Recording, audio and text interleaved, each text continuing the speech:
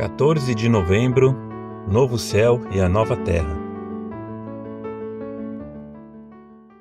O estado final e eterno do universo é o novo céu e a nova terra. Resulta da renovação da decaída criação atual para a glória de Deus. No princípio, Deus criou os céus e a terra. Gênesis 1:1. Cada elemento dessa criação original, formada segundo o projeto divino, era muito bom. Gênesis 1:31. Ela era fértil, exuberante, bela e estava em harmonia com os primeiros seres humanos, a quem foi dada a responsabilidade de trabalhar nela e mantê-la, conforme vemos em Gênesis 2:8, 9 e 15. Então o Senhor Deus plantou um jardim para o lado do Oriente, no Éden, e colocou ali o homem que havia formado. E o Senhor Deus fez brotar do solo todo tipo de árvore agradável à vista e boa para alimento, bem como a árvore da vida no meio do jardim, e a árvore do conhecimento do bem e do mal. E o Senhor Deus tomou o homem e o colocou no jardim do Éden, para que o homem o cultivasse e guardasse. Redundava perfeitamente em glória para Deus. Infelizmente, Adão e Eva se rebelaram contra Deus. Como castigo por sua queda no pecado, Deus amaldiçoou a criação. Ela não seria mais um lugar hospitaleiro onde eles habitariam, e sua fecundidade seria gravemente comprometida, conforme vemos em Gênesis 3, 17 até o 19, 23 e 24. Desde aquele momento trágico até hoje, a criação não é o que deveria ser e anseia por renovação. Para contrabalançar a devastação da criação por causa do pecado, o Antigo Testamento apresenta uma esperança de que Deus fará algo novo. Ele renovará seu povo. Ele estabelecerá uma nova aliança, prometendo: pois crio novos céus e nova terra, e as coisas passadas não serão lembradas, nem serão mais recordadas. Isaías 65:17. A promessa está centrada na renovação da existência humana, que fica livre do choro, da morte, do trabalho improdutivo e da dor de parto, conforme vemos em Isaías 65, do 18 até o 24. Mas alegrai-vos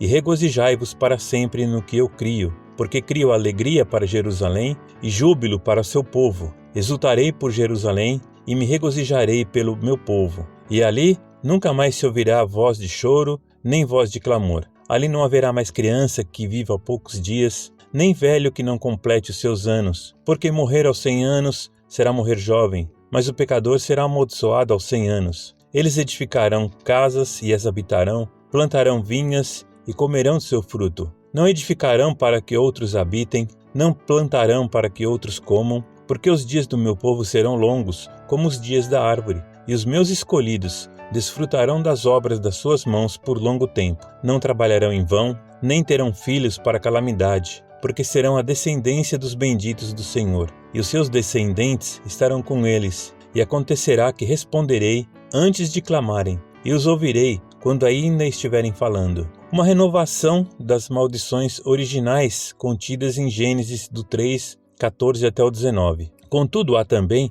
uma reviravolta para a criação física. O lobo e o cordeiro pastarão juntos, o leão comerá feno como o boi, e a comida da serpente será o pó. Não farão mal, nem dano algum, em todo o meu santo monte, diz o Senhor. Isaías 65:25. Paulo fala sobre a maldição que está sobre a criação, em Romanos 8, do 18 até o 25. Embora ele discuta, sobretudo, a salvação final dos seres humanos, ele faz uma analogia entre o anseio atual da criação de se libertar da corrupção e o desejo atual da humanidade redimida de se libertar do pecado e do sofrimento. Paulo ressalta que não foi a criação que pecou e mereceu o julgamento divino. Em vez disso, refletindo sobre Gênesis 3, do 17 ao 19, ele explica que a criação foi sujeita à maldição divina como uma punição pelo pecado humano. Assim, a redenção da criação está intimamente ligada à redenção dos seres humanos pecadores. Quando eles forem totalmente redimidos, a criação será totalmente renovada. Como essa renovação da criação ocorrerá, é alvo de um debate secundário. Baseados na passagem de 2 Pedro 3, do 7 até o 13, alguns acreditam que este universo atual será completamente destruído pelo fogo e depois substituído por um novo cosmo. Pedro diz que os céus e a terra têm sido guardados para o fogo, de modo que os céus passarão como um bramido, e os corpos celestes em fogo derreterão. A terra e as obras que nela há serão expostas. Se os céus serão incendiados e dissolvidos, e os corpos celestes em fogo arderão, a expectativa é de aniquilação do universo atual. Assim, uma destruição ardente de tudo o que existe será seguida por um novo céu e nova terra. Tomando por base a passagem de Salmo 102, do 25 até o 27, outros sustentam que Deus alterará ou transformará o universo existente em vez de destruí-lo e substituí-lo por um novo.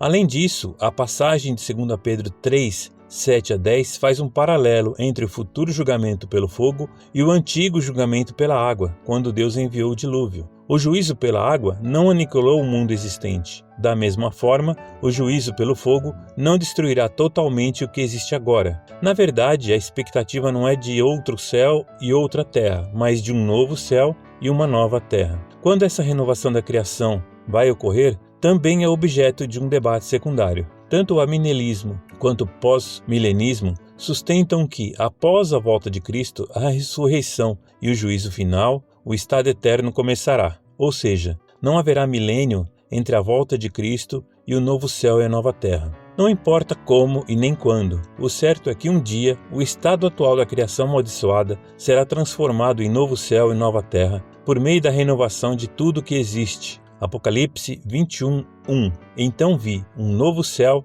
e uma nova terra, pois o primeiro céu e a primeira terra já se foram e o mar já não existe. O povo de Deus receberá a salvação final. Deus residirá novamente no meio de seu povo. Sua glória será resplandecente. É importante ressaltar que o novo céu e a nova terra serão um lugar físico, um novo local onde Deus e seu povo habitarão para sempre. Em vez de estimular a especulação e a improdutiva mentalidade celestial, a esperança do novo céu e da nova terra deve promover a maturidade e o trabalho de missões neste mundo arruinado pelo pecado. Pedro exorta os cristãos a viverem em santidade e piedade, usando o tempo que resta para chamar os incrédulos ao arrependimento. Ele também diz que não devemos dar ouvidos aos escarnecedores que zombam dessa esperança, mas sim crer na promessa divina enquanto aguardamos novos céus e nova terra, nos quais habita a justiça. 2 Pedro 3, do 7 ao 13. O que está em jogo nessa doutrina?